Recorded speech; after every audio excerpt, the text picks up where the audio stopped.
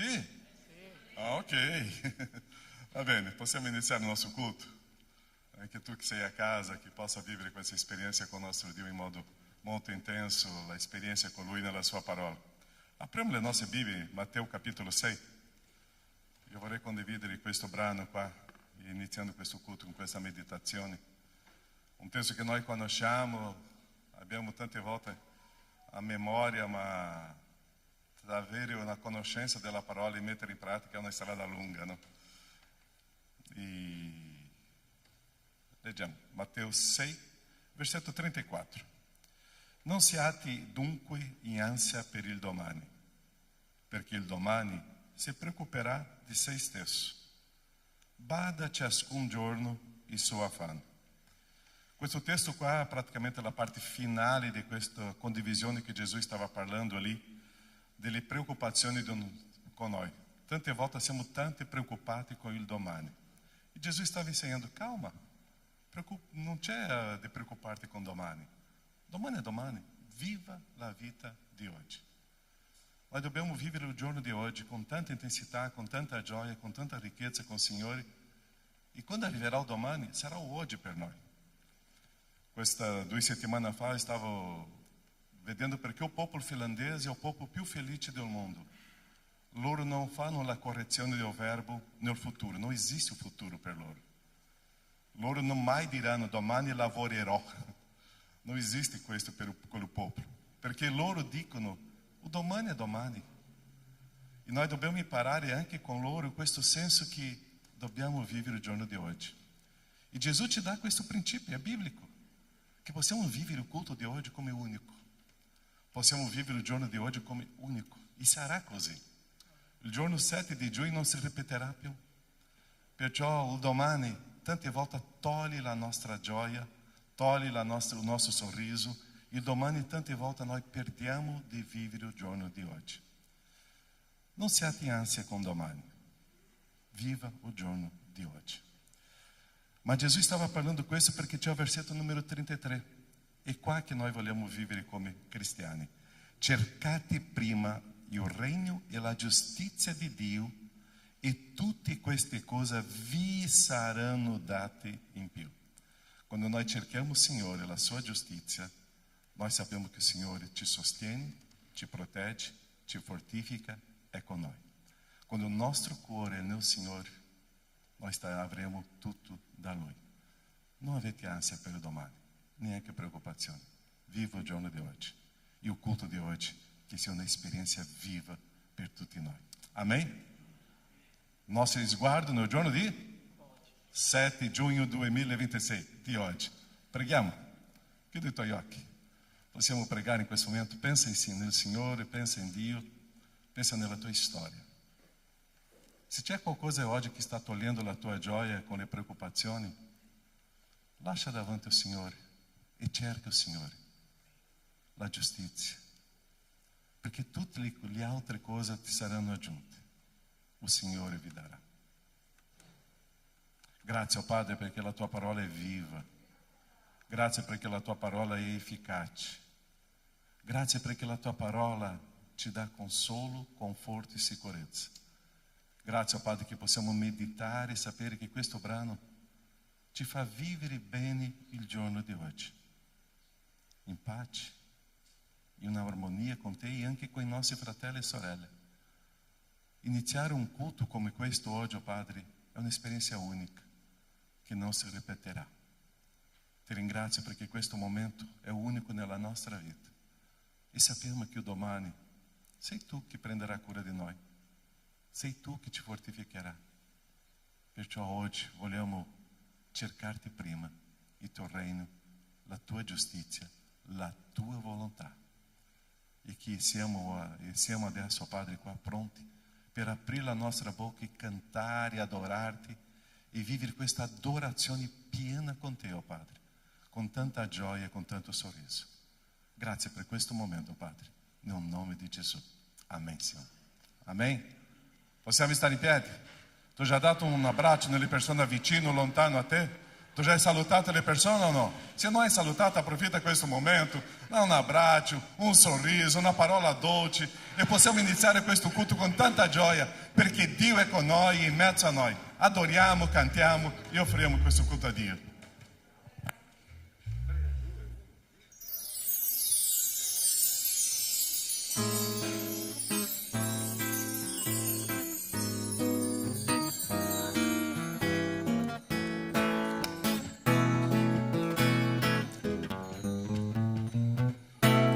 La ragione della vita è amare te,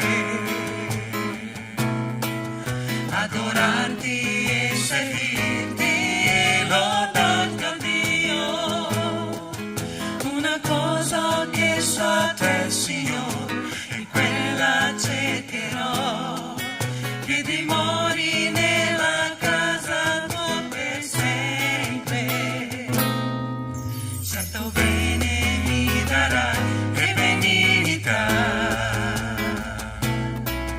qui davanti a me la mensa tu preparerai,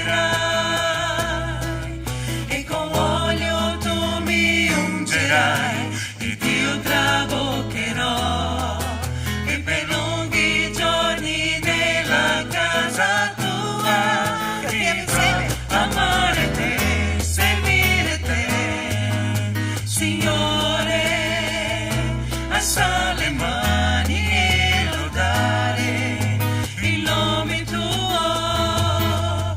Questo è tutto della vita mia, altro bene io non troverò che amare te, servire te.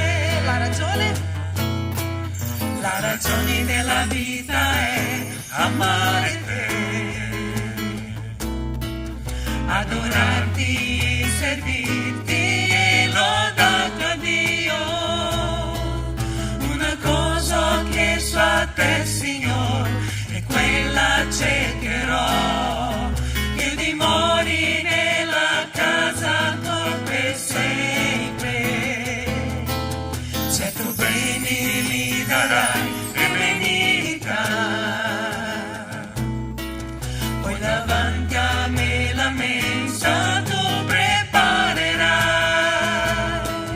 e con olio tu mi ungerai, ed io traboccherò, e per lunghi giorni nella casa tua vivrò, amare te, servire te, Signore, alza le mani e lodare il nome tuo. Questo è tutto della vita mia, altro bene io non troverò che amare te, servire te. Amare te, servire te, Signore, alza le mani e lodare il nome tuo. Questo è tutto della vita mia, altro bene io non troverò che amare te, servire te. Questo è tutto della vita mia, altro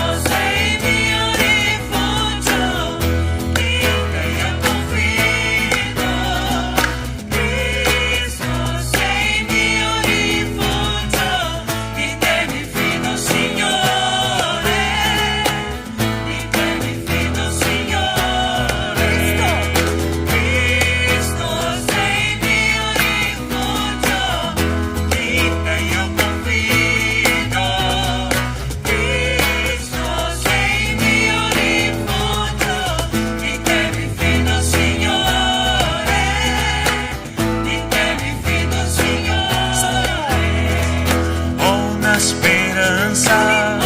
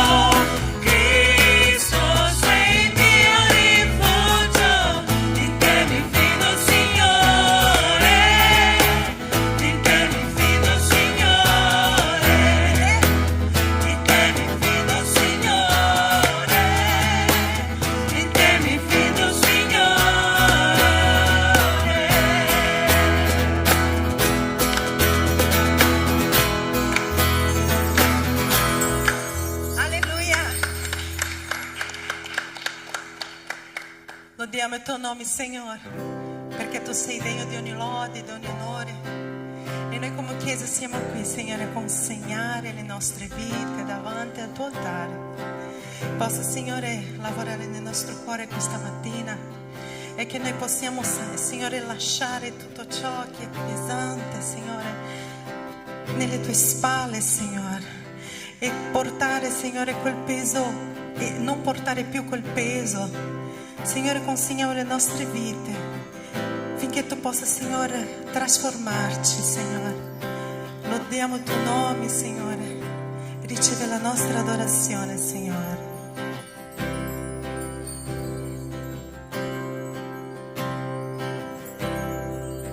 Sei ferito e rotto nel cuore, sopraffatto dal peccato tuo, Gesù ti chiama. Alleluia. Ti hanno scelto, non vedi più, sento un tocco dal cielo qua giù, Gesù ti chiama. Alleluia. Oh, vieni all'altare, il Padre abbraccia per te qui, il perdono ha pagato col prezioso sangue di Gesù.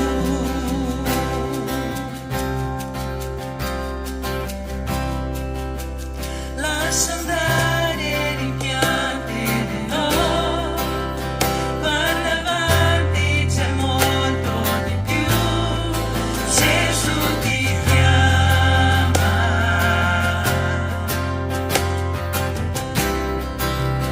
La speranza le risveglierà, nuova vita mi ci donerà, Gesù ti chiama.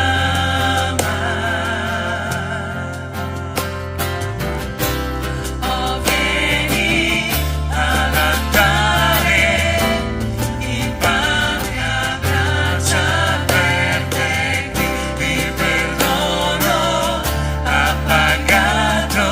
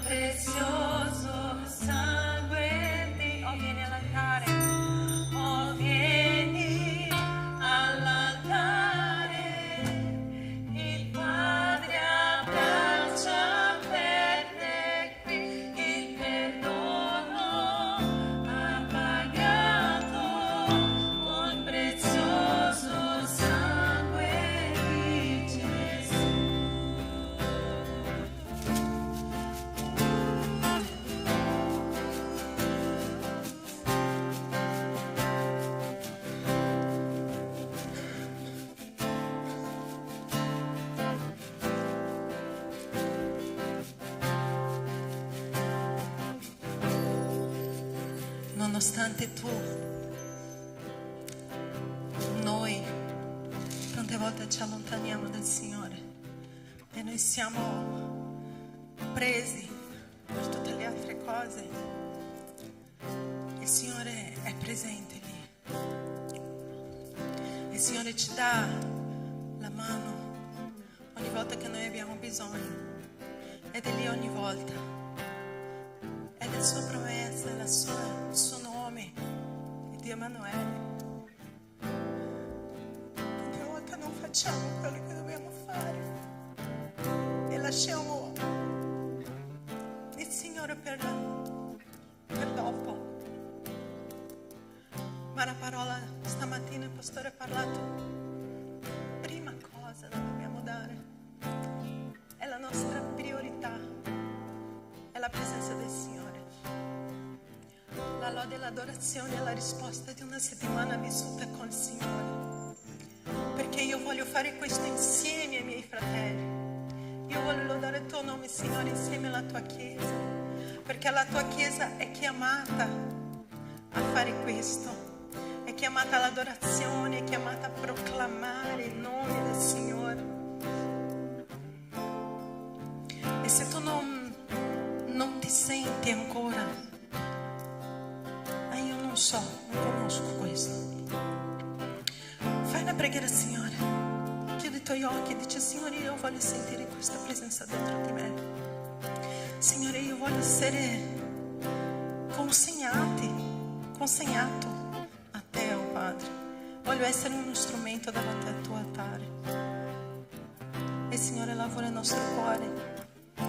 Il Signore parla tramite il tuo spirito, ma noi dobbiamo aprire la nostra porta, aprire le nostre mani, chiedere: Signore, vieni. Lui non invade i cuori, Lui chiama, Lui ti chiama.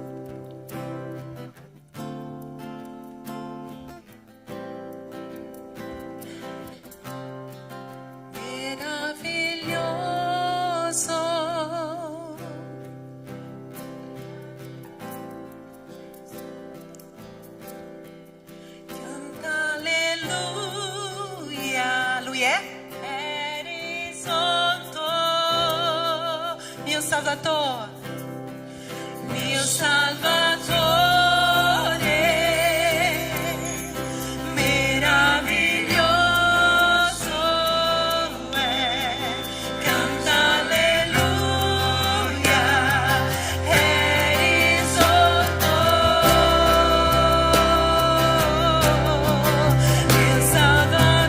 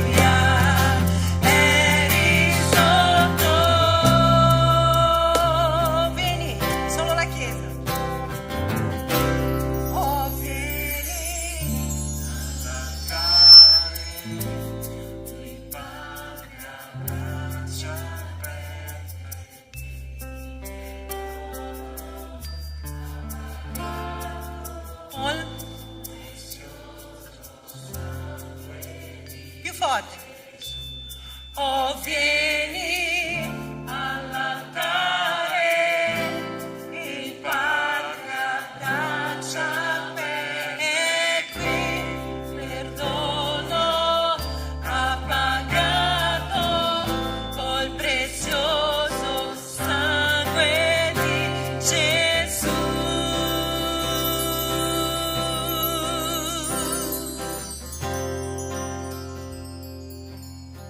Alleluia, tuo nome,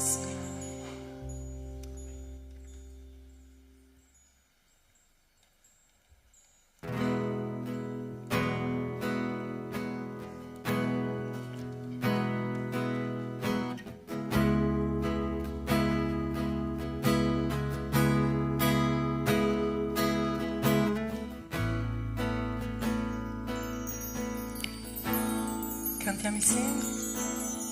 Lottiamo con la nostra fede. Nulla ci resiste. Mentre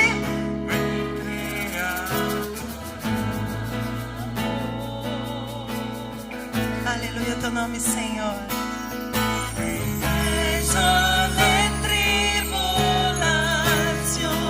Lui il nostro Dio è vincito, noi lo adoriamo.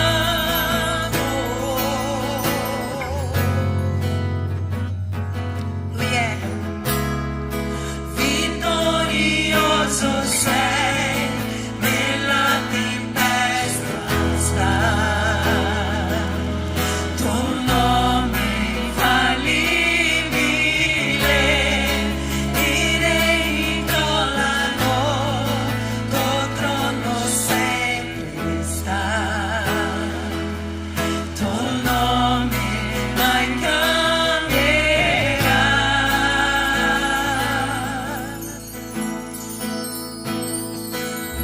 L'inferno non resisterà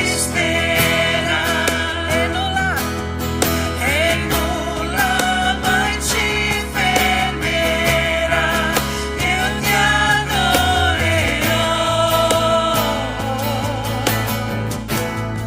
teu nome, Senhor. Le mura lui sotterrà. Catene farà spesa mentre adoriamo.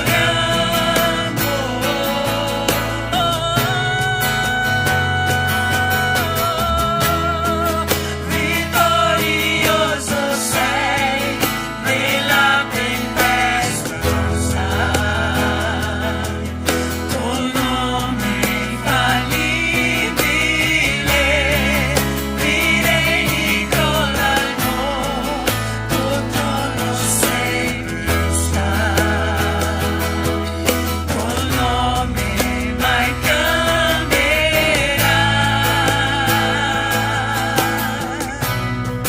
mai cambierà.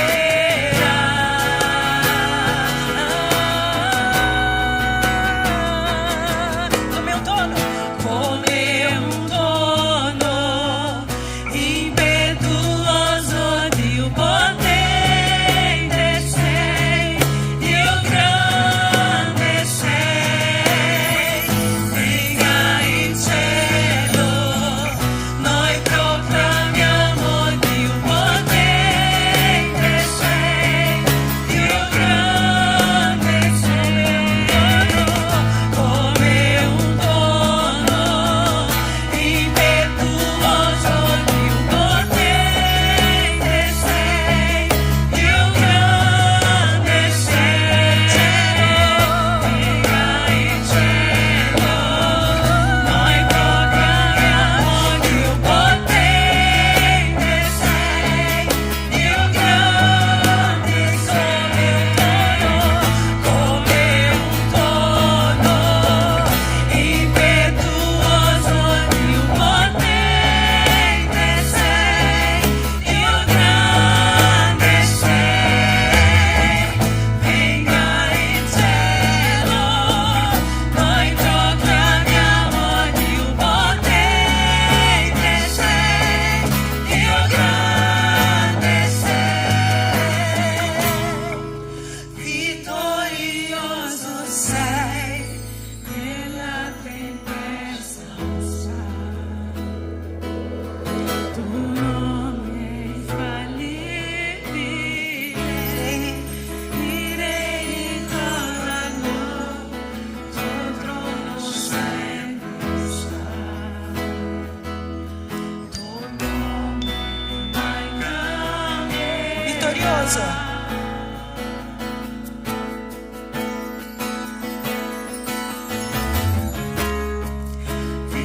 Vittorioso sei, nella tempesta stai, tuo nome infallibile,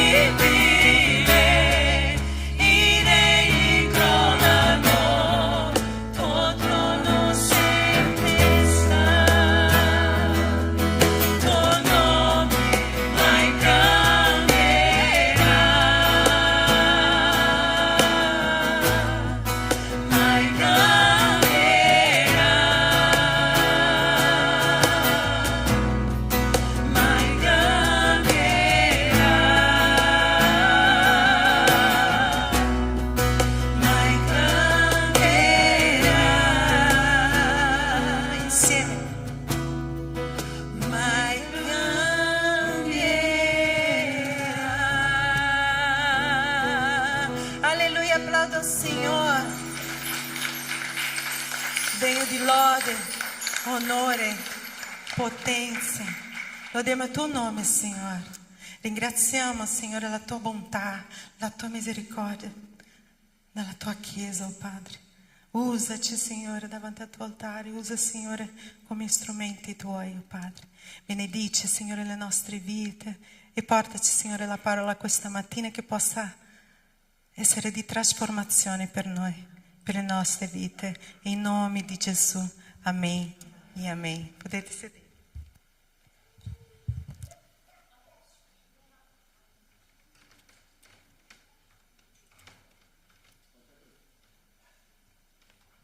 Quanto è prezioso cantare e lodare ao Signore con le parole che trasformano la nostra vita, la parola del Signore. E questo nome di Gesù che non cambierà è potente. Abbiamo iniziato il culto con quella meditazione di non preoccuparsi con il domani, vivere bene il giorno di oggi. Possiamo vivere un momento di preghiera in questo momento? C'è qualcosa per il domani oggi che tu ti senti debole, fragile, impotente? Ma c'è un Dio potente, un grande Dio. Lo stesso Dio che ci ha mantenuto finora lo farà per sempre. La parola afferma che Gesù è lo stesso ieri e oggi sarà per sempre. È eterno. Noi abbiamo nella nostra testa il tempo. Dio c'è una eternità. È eterno. C'è qualcosa per domani? Poderoso sei. Tu sei un Dio potente. Tante volte Dio permette che noi passiamo per momenti difficili. Un passare per un vale dell'ombra e della morte. Ma è un passare. Perché Dio ci sta preparando qualcosa più preziosa e grande no futuro. Riposa nel Signore. Aspetta nel Signore. Spera nel Signore. E Lui agirà. Dio non è passivo davanti alle nostre difficoltà. Lui desidera soltanto che noi ci avviciniamo a Lui. Dio desidera soltanto una comunione noi con Lui. Dio desidera soltanto una fede. Dio desidera soltanto che io dipenda da Lui. E Lui agirà. Nosso Padre, la tua Chiesa prega. Se c'è qualche fratello e sorella, Padre, che hanno un'ansietà, una preoccupazione con domani, consola, conforta, risponde e agisce. Prendi cura di questo cuore, oh Padre, in modo che il tuo popolo possa vivere bene oggi, sapendo che domani tu farai delle meraviglie.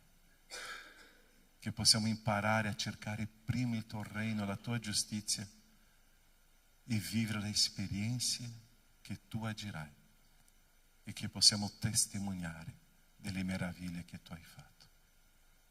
Grazie, oh Padre, perché la tua parola è efficace, è eterna. È la tua parola che è la nostra fiducia e sicurezza. E che la tua Chiesa possa vivere questa esperienza viva con questo Dio potente. Nel nome di Gesù. Amém, Senhor. Amém? Poderoso? Poderoso? Sei. É o nosso Dio. Ok? Chiesa, stiamo vivendo un periodo molto interessante. 3 settimane fa c'era il mio capo. Domenica scorsa c'era il mio capo generale. Oggi c'è il mio capo in Italia, ok? Pastore Alessandro Spano, vieni qua. Poi sì, deve fare un grande giro. Ok? E lui è il presidente della UCEB, della Convenzione Battista Italiana, dove la nostra chiesa è collegata. E questa domenica, questo weekend, lui è con noi, è arrivato qua venerdì. E ieri già è stato con i giovani. Dico ieri mattina con i giovani. Io e Riccardo siamo andati a pedalare, no? Esatto. E alla sera lui è stato con i nostri ragazzi qua e oggi è con noi qua con la chiesa. Pastor Alessandro. Grazie al Pastore Caio, grazie a voi per il privilegio di condividere con voi la parola del Signore. Io non sono il capo di Caio, mi piacerebbe, ma no, non sono il capo di Caio, sono un fratello di Caio, e sono molto contento di essere con voi qui questa mattina. Sono venuto nella chiesa di Treviso 1 anno e mezzo fa e ci siamo ripromessi con Caio che è necessario, perché conosco poco questa chiesa e conosco poco anche quest'area dell'Italia, che io ci venga regolarmente, con uno spirito di umiltà e di ascolto. Quindi vi ringrazio per l'opportunità che ho questa mattina di condividere la parola del Signore e ringrazio Caio per l'introduzione che ha fatto questa mattina, perché va proprio nel vivo di quello che voglio condividere con voi. Allora vi invito a prendere dal Libro degli Atti al capitolo 4, leggiamo insieme i versetti da 32 a 37. Prendete le vostre Bibbie, o di carta o sul cellulare a seconda di come le avete. Leggo dal versetto 32. La moltitudine di quelli che avevano creduto era di un cuore e di un'anima sola. Non vi era chi dicesse sua alcuna delle cose che possedeva, ma tutto era in comune tra di loro. Gli apostoli, con grande potenza, rendevano testimonianza della resurrezione del Signore Gesù e grande grazia era sopra tutti loro. Infatti non c'era nessun bisognoso tra di loro, perché tutti quelli che possedevano poderi o case li vendevano e portavano l'importo delle cose vendute e lo deponevano ai piedi degli apostoli, poi veniva distribuito a ciascuno secondo il bisogno. Ora Giuseppe, soprannominato dagli apostoli Barnaba, che vuol dire figlio di consolazione, levita, cipriota di nascita, avendo un campo lo vendette e ne consegnò il ricavato deponendolo ai piedi degli apostoli. Vi invito a condividere un tempo di preghiera per prepararci all'ascolto della predicazione. Signore e Dio,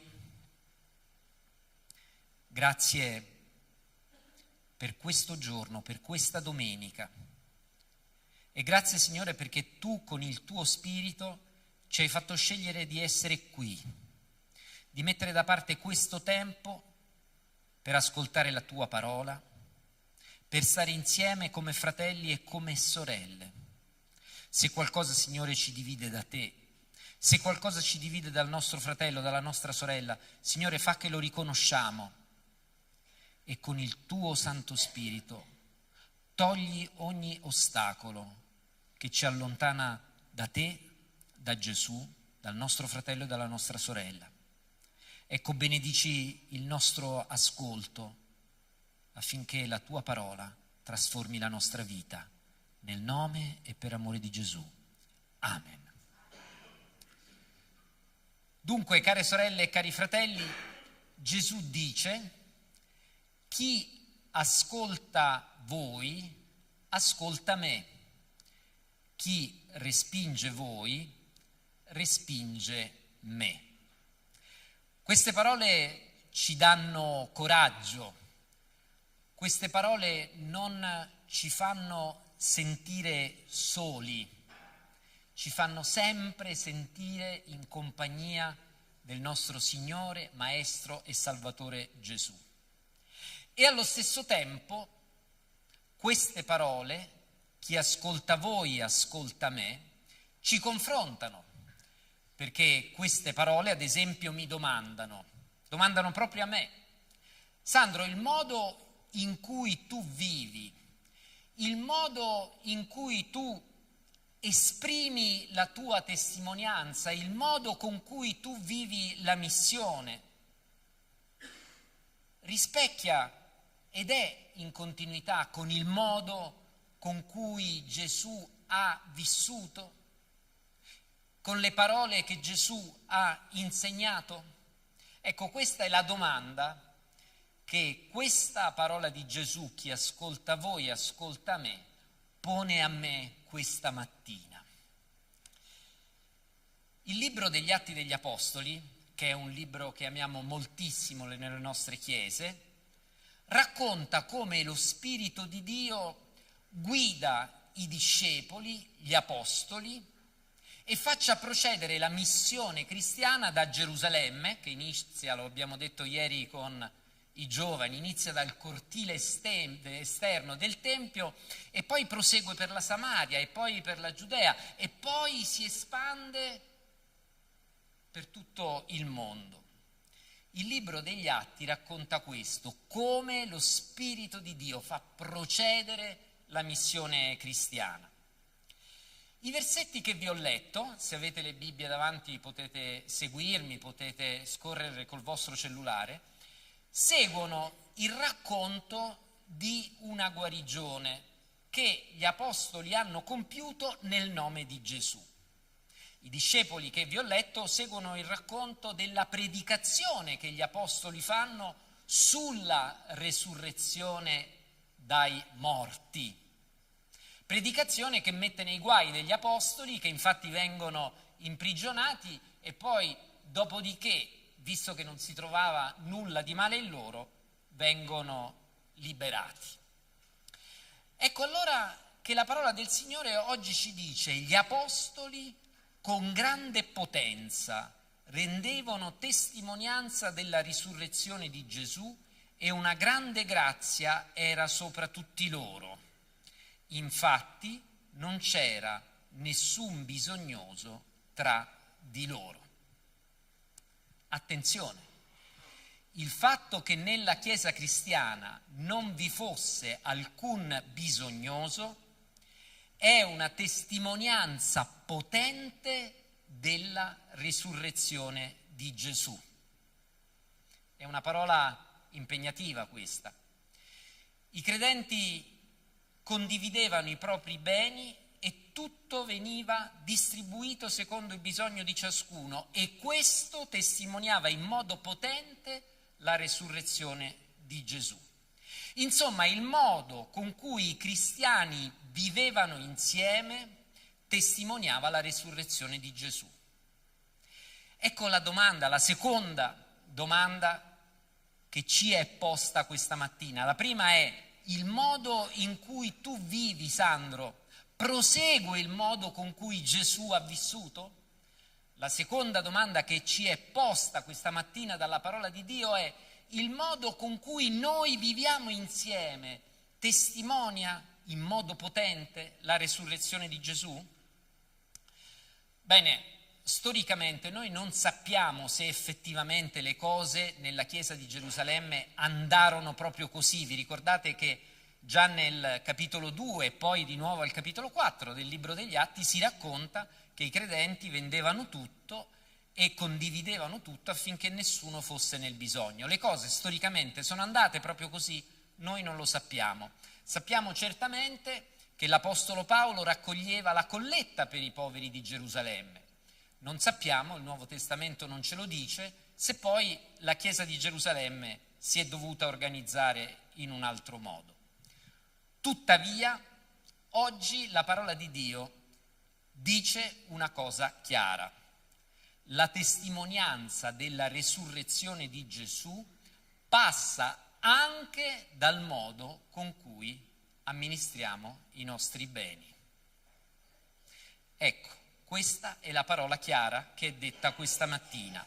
La testimonianza della resurrezione di Gesù passa per l'economia. Detto in altre parole, lo sviluppo della missione cristiana avviene attraverso la predicazione della risurrezione di Gesù, attraverso la quale Dio ha sconfitto il potere della morte e del peccato, passa attraverso le guarigioni e la liberazione, ma passa anche attraverso la condivisione dei beni, cioè attraverso un modo chiaro ed impegnativo di vivere l'economia come cristiani. Oggi, e ne parlavamo ieri sera, l'economia di mercato è padrona di tutto, anche della fede. Alcuni cristiani dicono che se sei ricco allora sei benedetto e se sei povero invece sei rigettato da Dio. Bene, questo è il modo più chiaro per vedere in che modo l'economia di mercato si è impossessata anche della fede cristiana. E allora voglio ricordarvi quello che il profeta Geremia dice contro i cattivi pastori, che non sono i pastori come me e Caio, anche, ma sono quelli che governavano il popolo. Essi avevano disperso, scacciato, non avevano avuto cura delle pecore del gregge.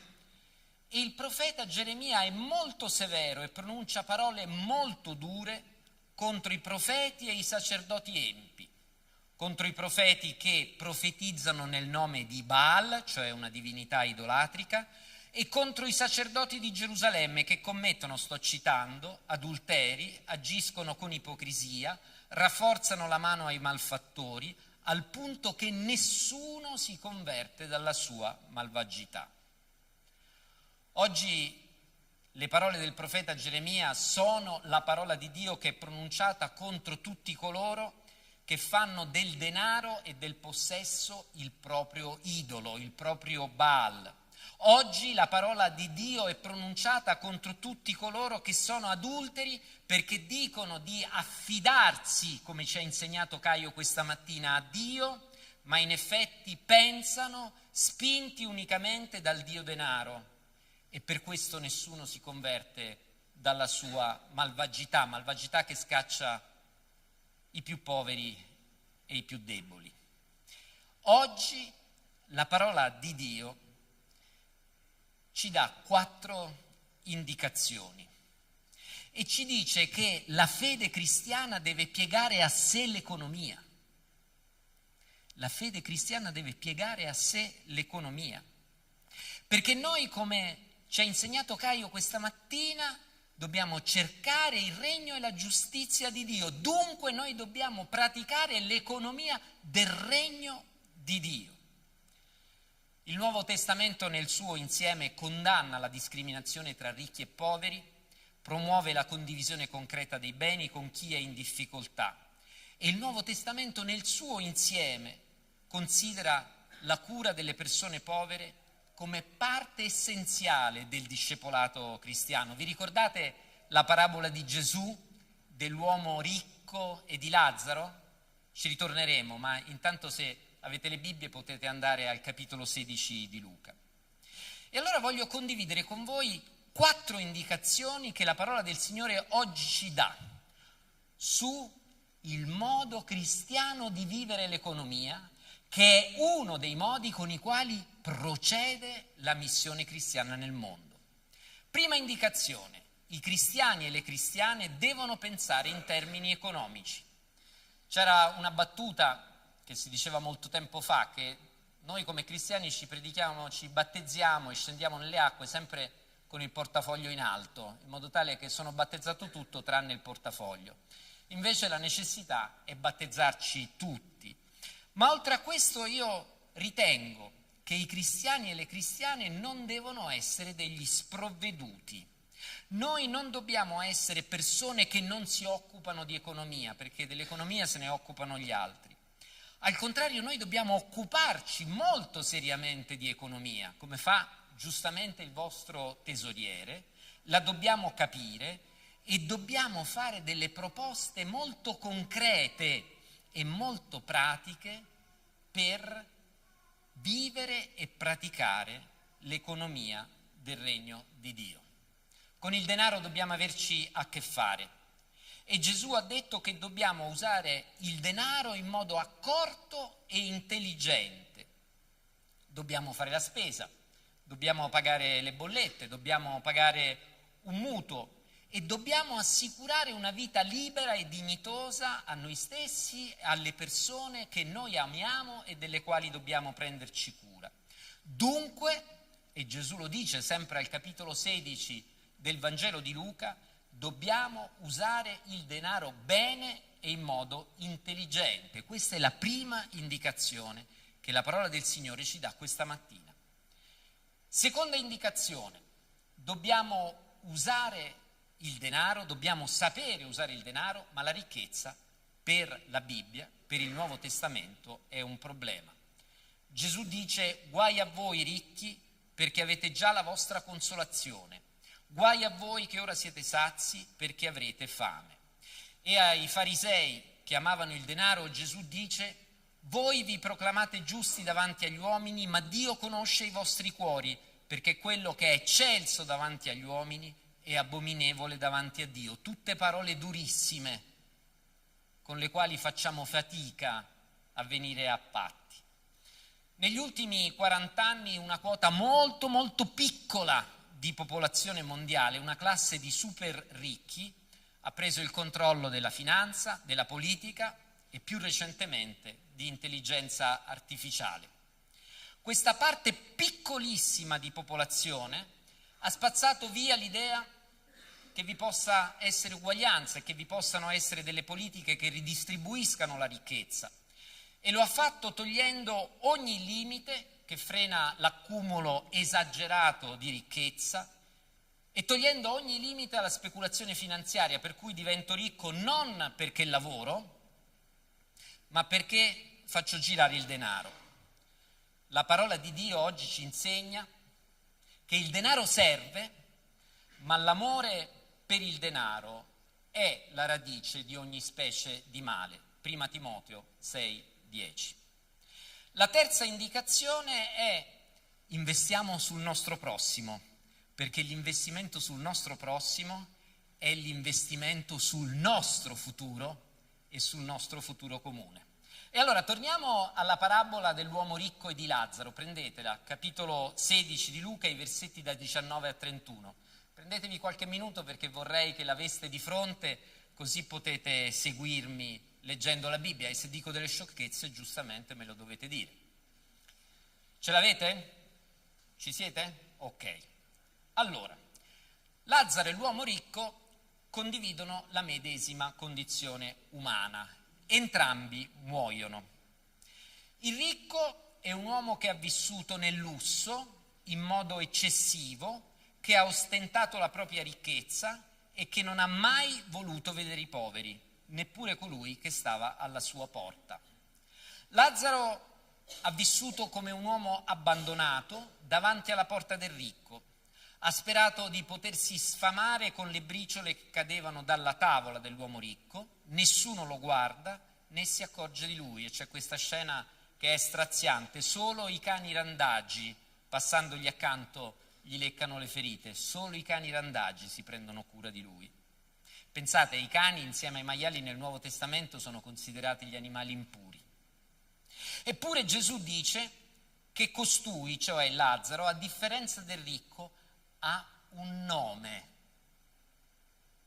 Non conosciamo il nome del ricco, ma conosciamo il nome di Lazzaro, che vuol dire Dio viene in tuo aiuto. Lazzaro, Dio viene in aiuto. E allora chi è Lazzaro? È un uomo sul quale riposa la promessa dell'aiuto e della liberazione di Dio. Chissà se il ricco ha mai meditato il Salmo che dice: nessun uomo può pagare a Dio il prezzo del suo riscatto. Il denaro sarà sempre insufficiente perché egli viva in eterno ed eviti la tomba. Non temere se uno si arricchisce, aumenta la gloria della sua casa, perché quando morrà non porterà nulla con sé. Salmo 49, versetti 8 e 16. No, l'uomo ricco non ha mai meditato queste parole, non ha mai ascoltato queste parole, non le ha mai messe in pratica. E chissà se ha mai ascoltato queste altre parole della Bibbia: quando mieterete, non mieterai fino all'ultimo e non raccoglierai ciò che resta da spigolare della tua raccolta, li lascerai lì per il povero e per lo straniero, dal libro del Levitico al capitolo 19. E poi ancora dal libro del Deuteronomio: non indurirai il tuo cuore e non chiuderai la mano davanti al tuo fratello bisognoso. No, il ricco non ha ascoltato queste parole, non ha meditato queste parole e non le ha messe in pratica. E poi che cosa succede? Quando Lazzaro è nel seno di Abramo e il ricco nell'Ades, e l'arsura è così forte da chiedere ad Abramo di mandare Lazzaro almeno a rinfrescargli le labbra. Abramo gli dice: c'è una voragine tra di noi. Allora il ricco dice: beh, almeno fa che qualcuno torni ad avvisare i miei fratelli. E Abramo risponde: hanno la legge e i profeti, ascoltino quelli, quella legge e quei profeti che vi ho appena letto. E allora la risposta di Abramo che cosa ci dice? Ci dice che nella nostra vita ci può essere un troppo tardi. Nella mia vita ci può essere un troppo tardi. Oggi, come ci ha detto il pastore Caio, dobbiamo vivere il tempo che Dio ci mette a disposizione per essere fedeli. Oggi dobbiamo essere liberati dall'ansia e oggi è il tempo di essere fedeli. Questo è il tempo quando sono chiamato ad essere cristiano, quando mi gioco tutto, non domani. Oggi mi gioco tutto, quando devo investire su di te, cioè sul mio futuro, cioè sul nostro futuro comune. E ultima indicazione che voglio condividere con voi, la fiducia. Quando smettiamo di pensare solo a noi stessi, come se fossimo delle donne, degli uomini separati dagli altri, separati dai fratelli, separati da Gesù, separati da Dio, quando smettiamo di vivere così, quando invece iniziamo a vivere donando, e allora proprio allora incomincio ad avere paura. Ho paura di non farcela, ho paura di non arrivare a fine mese, ho paura di non riuscire ad ottemperare ai miei impegni giustissimi nei confronti della mia famiglia, delle persone che mi sono affidate. La parola del Signore dice che Dio è amore. Amen? Amen. E sto citando dalla prima Giovanni al capitolo 4. Dio è amore e chi rimane nell'amore rimane in Dio e Dio rimane in lui. Dio è il nostro rifugio, lo abbiamo cantato questa mattina. L'amore di Dio è reso perfetto in noi se abbiamo fiducia, dice l'Apostolo Giovanni. Nell'amore non c'è paura, anzi l'amore perfetto caccia via la paura. L'amore perfetto caccia via la paura. Questa è l'altra parola che vorrei che si accompagni alla parola che Caio ha condiviso con noi a proposito del fatto che dobbiamo vivere oggi l'amore di Dio. Le cristiane e i cristiani hanno fiducia nel Dio di Gesù che provvede al pane quotidiano, cioè al pane necessario per oggi e per domani. Noi cristiani abbiamo trovato rifugio in Gesù. Abbiamo trovato rifugio in Dio e abbiamo trovato rifugio in una chiesa che è una comunità solidale. Questi sono i nostri tre rifugi: Dio, Gesù e la Chiesa come comunità solidale. E allora non vivremo in modo sprovveduto o distratto, sapremo pensare economicamente in modo molto serio, molto rigoroso anche, e vogliamo investire sul nostro futuro in comune e non vogliamo essere vittima di chi vuole spaventarci e di chi ci vuole dire che se viviamo così, se viviamo di dono invece che di egoismo, allora non ce la faremo. Al contrario, in modo saggio e fedele, noi proseguiamo la missione di Gesù, così come l'ha iniziata la Chiesa di Gerusalemme. E in questo modo noi, voi, testimonieremo insieme la potente risurrezione di Gesù. Che il Signore vi benedica. Amen.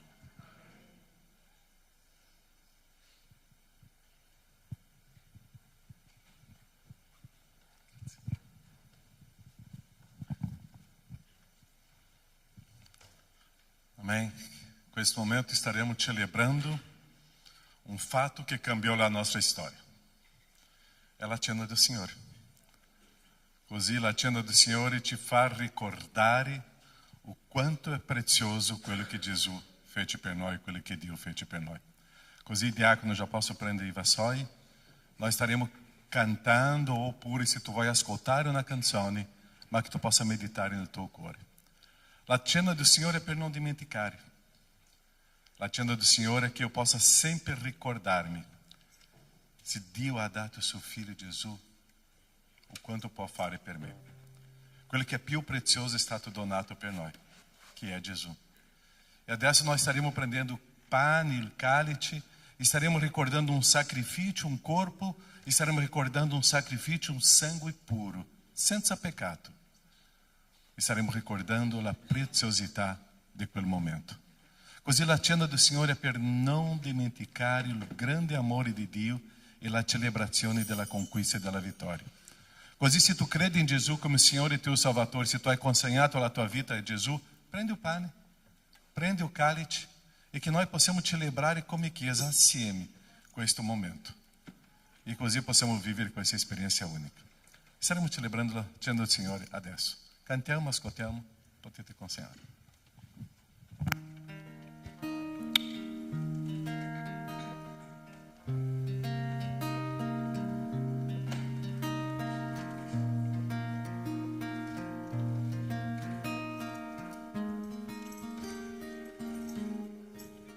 Le parole non basteranno mai per esprimerti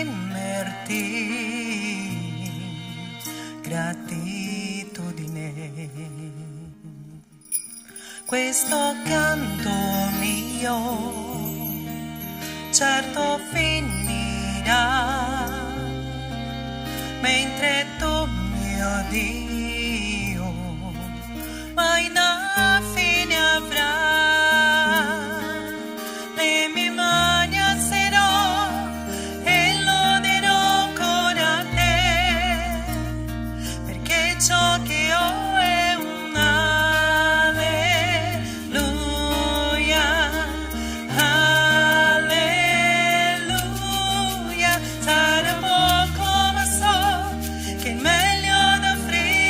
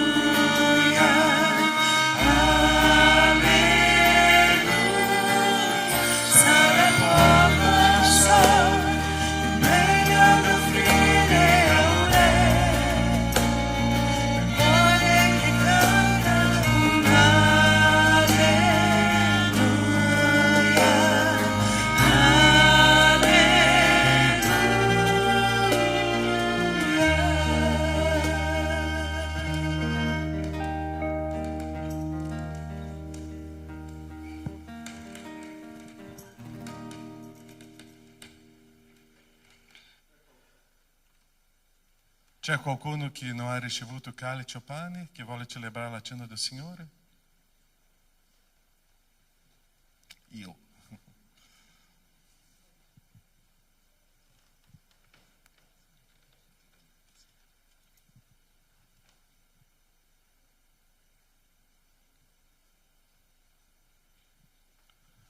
Possiamo vivere questo momento con il Signore. Poi prendere adesso il pane. O pane che noi staremo ricordando un corpo trafitto, tanto dolore. Un corpo che era in quella croce, poteva uscire, ma è rimasto. Ha deciso.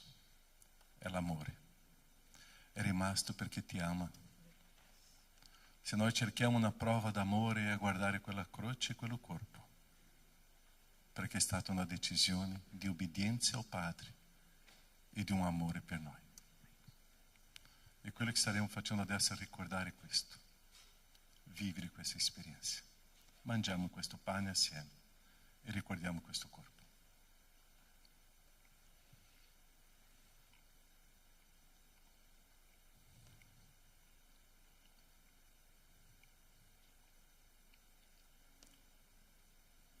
Allo stesso modo c'è un calice per ricordare un sangue. Quello corpo era pieno di un sangue che copriva quello corpo. Un sangue puro. Tramite questo sangue c'è la purificazione e il perdono dei nostri peccati. Non c'è più la colpa. Dio ci ha perdonato. Siamo liberi, liberi per Lui, liberi per servire, liberi per donare, liberi per stare assieme, perché c'è un sangue che ci ha liberato. Beviamo adesso e ricordiamo la purificazione. Grazie al Padre per questo momento. Celebrare la tua cena è un privilegio. Celebrare la tua cena è un regalo che tu ci dona come Chiesa, come popolo, Padre. Stare assieme. Grazie, Padre, perché c'era un corpo, un sangue, c'è una comunione. Grazie per questo principio, la vita, nel nome di Gesù. Amen, Signore. Amen. Come sempre diciamo, la cena sarà completa quando? Dà un abbraccio al tuo fratello, alla tua sorella, una parola di benedizione, una parola che possa edificare le persone intorno a noi. Saluta le persone vicino a te o lontano da te e che possiamo vivere questo ricordare della cena del Signore. E è questo che è prezioso per noi.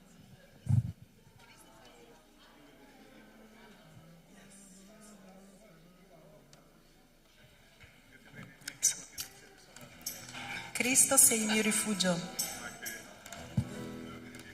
Amen. Grazie e paz. Ok, cari, la cena sarà completa con la comunione, ma la cena sarà completa ancora che quando usciamo di qua predichiamo Cristo. Amen. Annunciamo, parliamo, annunziamo alla gente che c'è una salvezza in Cristo. Amen, Chiesa? Amen. Ok, prossima domenica ognuno, ciascuno portando un fratello che tu hai parlato di Cristo, ok? È la tua Amen. responsabilità. Altrimenti devi pagare un gelato per tutti noi. Ok, momento di offerta, momento di consacrazione, le decima. Come abbiamo sentito nella predica, o quanto è importante donare, o quanto è importante sapere che possiamo aiutare le famiglie. Noi stiamo aiutando qua 24 famiglie nel Villorba e sono di questo che noi facciamo le offerte. Noi abbiamo tanto, gente, abbiamo tanto.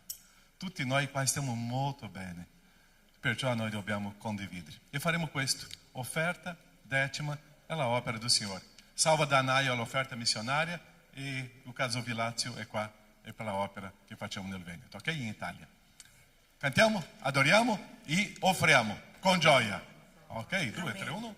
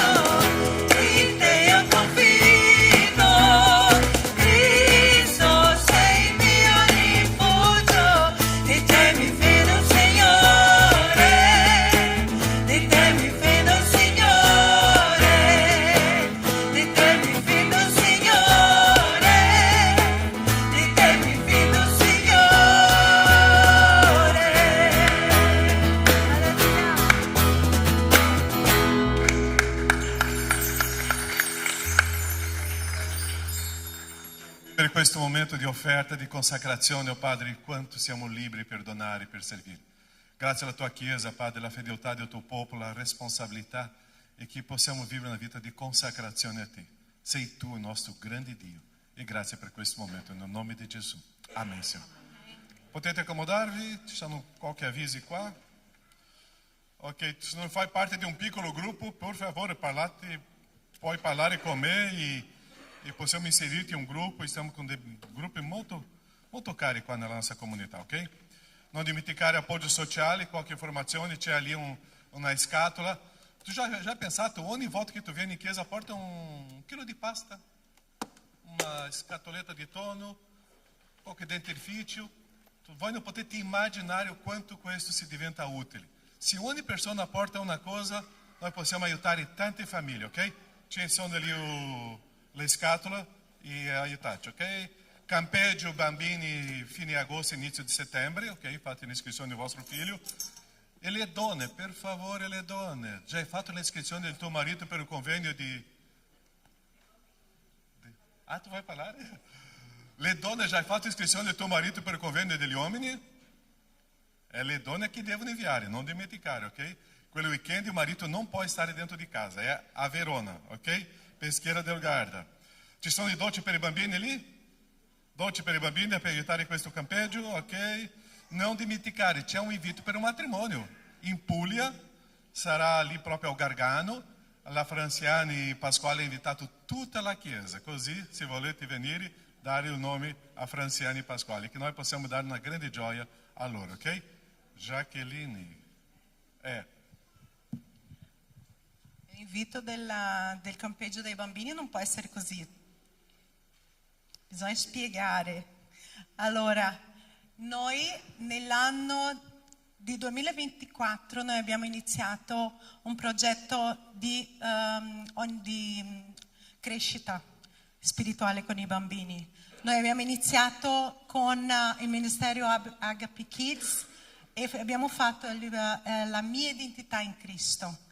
Loro lì, in quel campeggio, hanno imparato la loro identità, che loro sono speciali, sono unici in Cristo, che Lui li ha fatti speciali, sono usciti di lì e cambiati, con il Giovanni 3,16 nel loro cuore, no? Che sono i cuoricini. Noi abbiamo iniziato lì con il progetto di salvezza del Signore Gesù Cristo. Quindi il cuoricino nero vuol dire io ho peccato, ma il sangue di Gesù mi ha purificato e oggi ho la speranza della vita eterna. Lì sono usciti di lì che hanno imparato già, tu puoi chiedere qualsiasi bambino loro sanno spiegare il piano di salvezza del Signore Gesù. Poi l'anno dopo, metti l'altro, ecco, noi abbiamo fatto il Discepoli Academy. Discepoli Academy hanno già imparato, hanno accettato Gesù Cristo e lì hanno imparato a essere veri discepoli.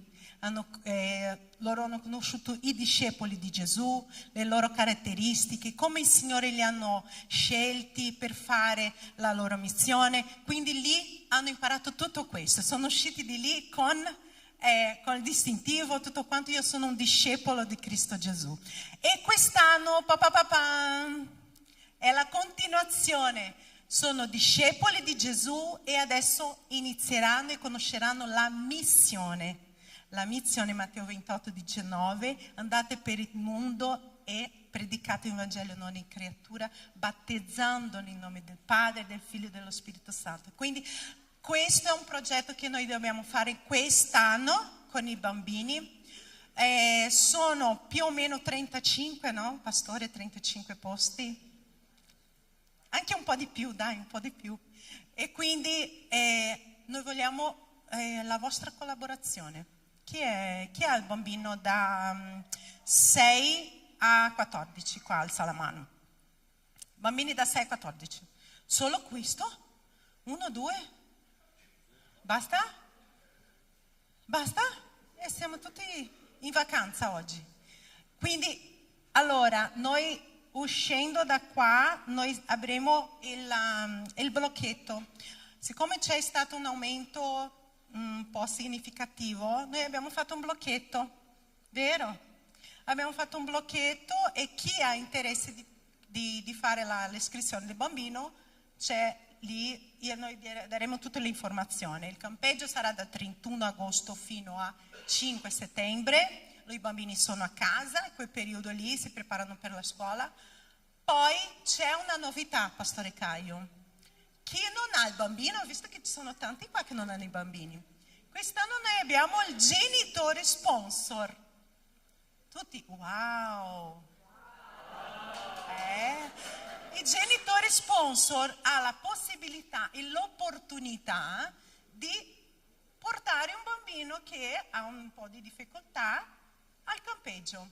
Io non ho il mio bambino, ma io posso pagare una quota di un bambino, magari una mamma che ha 2 o 3 figli, che vuole un aiuto, oppure aiutare anche lo staff. Quindi tu hai questa opportunità. Quindi vi invito a partecipare anche di questo. Saremo molto, ringrazieremo tantissimo, i bambini saranno molto felici. E poi da qua fino al campeggio noi faremo il bar di sabato e anche di domenica con le pietanze, coscina, con i gelati. Quindi voi potete partecipare con tante maniere, tante forme, e potete anche venire da me a parlare che ci prepariamo. E poi il video della campagna arriverà dopo e vi ringrazio già a prescindere di tutto quanto e chiedo molta preghiera, perché noi stiamo preparando tutta la parte di testo, tutti i lavoretti, tutto quanto, finché loro escono di lì veramente cambiati, trasformati dallo Spirito Santo di Dio. Amen? Buona settimana. Amém. Che questi applausi significano che porterete un bambino, va ottimo. Abbiamo tanti bambini anche fuori dalla chiesa che noi stiamo pensando di portare, o meglio, dobbiamo portare, ok? Già, ottimo, che bello, così possiamo veramente fare una grande azione e Dio fa dei miracoli. Io sempre mi dimentico, no? Prossimo sabato, questo sabato, il 13, è il baby shower. Abbiamo 5 donne incinte qua, e per 4 faremo questo sabato alle ore 15, ok? Così non dimenticare di portare un pacco di pannolini per il papà cambiare e tutto, ok? Va bene, non la mamma e il papà, e una pietanza dolce insalata, ok? Basta gli avvisi? Non mi sono dimenticato più niente? Pastore Sandro, grazie della presenza, ok? Dio vi benedica e grazie per questo stare con noi questo weekend. Va bene? Tu che sei con noi la prima volta oggi, grazie. Dio ti benedica e che possa sempre vivere questa esperienza di lodare il nostro Signore. Amen? Ok, buona domenica a tutti, no? Ciao!